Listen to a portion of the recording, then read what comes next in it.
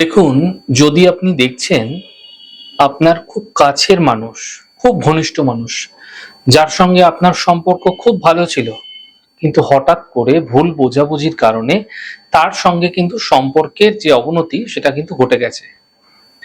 আপনি চাইছেন সম্পর্কটা আবার আগের মতো ঠিক হয়ে যাক, এমন ক্ষেত্রে আপনারা কি করবেন?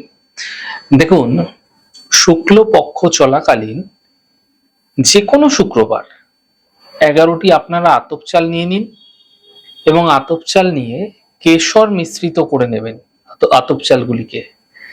এরপর আতপ চালগুলিকে হলুদ অর্থাৎ কেশর মিশ্রিত করে হয়ে গেলে অশ্বত্থ বৃক্ষের তলায় বসে একটি করে আতপ চাল নেবেন এবং মানুষটির নাম বলে আপনারা আপনার সঙ্গে যেন সম্পর্কের উন্নতি হয় সেটা জানিয়ে গাছের গোড়ায় একটা একটা করে ফেলে দেবেন।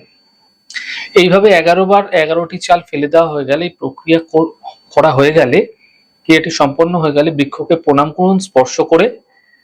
প্রণাম জানিয়ে আপনার মনস্কামনা জানিয়ে সেখান থেকে গৃহে চলে আসুন। এই প্রক্রিয়া যে কোনো শুক্রবার শুক্লপক্ষ চলাকালীন দিনের বেলা করতে হবে আপনাকে। এতে নিশ্চিতভাবে সেই মানুষের সঙ্গে আবারও সম্পর্ক ধীরে ধীরে হতে আপনারা অবশ্যই দেখতে পাবেন। সামান্য ধৈর্য নিয়ে একটুখানি কাজটি করুন, অবশ্যই সফলতা মিলবে।